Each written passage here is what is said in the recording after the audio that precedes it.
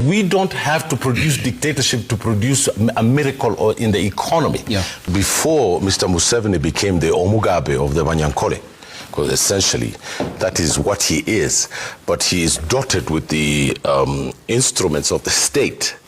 Mr. Museveni fought. We use him as an example of what the state means in Uganda.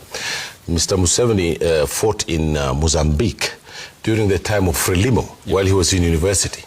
He did his thesis on the great Frantz Fanon. He was also a member of a group of armed forces that, when Idi Amin was being thrown away, participated in the overthrow of the regime of Idi Amin.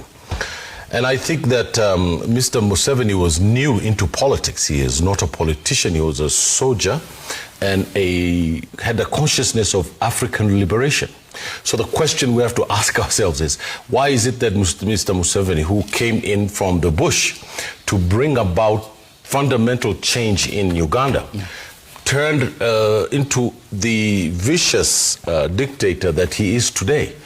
And I think that has something to do with the relationship between the Ugandan state and international forces. I argue in the same vein as the great Mahmoud Mamdani, who is the leading expert on Uganda political economy today, that there is neither settler nor native.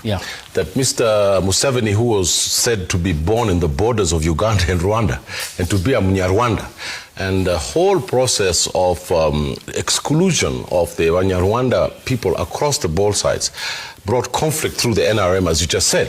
And I think that this concept of violence, that Mr. Museveni has agreed that violence is the only solution to Uganda's problems, and has got a lot to do with the history of Uganda.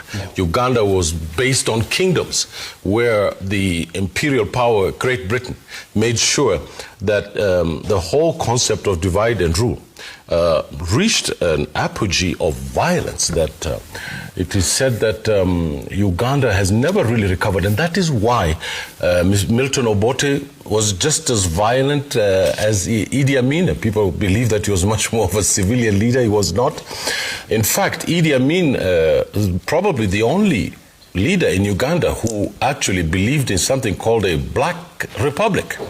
As Mr. Mamdani argues in Neither Settler Nor Native, or the subsequent book, I believe, is a question of Uganda, has a lot to do with trying to bring disparate kingdoms into a unified Ugandan republic. And that has been very, very difficult for Uganda. And that is why Mr. Museveni is using this violence to keep Uganda under his boot. And his son, who is also a military soldier, is following on the path of the president, because if Mr. Museveni dies, Mr. Museveni is an old man, he's nearly 80, over 80. The same concept of the family rule of violence and stomping on the political rights of Ugandans is what this group believes in, and I think that is the discourse that we need to move to understand how Mr. Museveni operates. With the earthworm, may take time to get to the bottom of the well, or to the well to drink, but it will get there with persistence. Mpore mpore. I was nearly married a Banyankole when I was in college. So I really understand the psychology of the outsideness. As far as the Somali community has this same issue in the country. We've been outside of the political economy. Samburus, Pokots, people like this, pastoralists. And the Banyankole and the Hima and the Toros and the people from the western side of Uganda have been outside the political economy of Uganda because the old British imperial system of dividing the kingdoms and making sure that the kingdoms are at the scruff of each other is what was inherited at the independence of Uganda. And when Dr. Apollo Milton Obote, he was given the name of Apollo, and Milton, the British writer, is from northern Uganda. And he's the one who brought Idi Amin and made him commander-in-chief of the armed forces of Uganda. And they attacked the Kabaka and threw him out when there was a so-called constitutional crisis in Uganda. And it is that man called Idi Amin who buried the kingdoms. When he brought the Kabaka Mutesa's body from London, he said, we're going to bury the king, but we're also going to bury the kingdoms. And I think that the whole idea, as my learned professor and senior said there, that the political economy of the state and the market in our continent is the issue. It is not individuals. I tend to disagree with Professor Mamdani on this issue. I think probably the most brilliant scholar in our continent today writing about Uganda. But he himself admits that he is not really interested in writing about the state and the market, but he likes to thread the individual person who has reached the summit of power. And that is a very potent analysis. But I want to argue that it is the post-colonial state, this state that is a predatory state, that no matter who we bring to the presidency at State House, including me, that the minute you get into the seat of power, then what happens is that the forces that are international come to you, the forces that are regional come to you, the forces that are local come to you. And you have to try and typewrite your political survival at the top of the heap.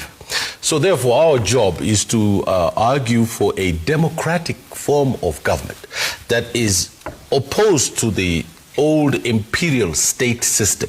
And I've always argued for a parliamentary system of government in our countries.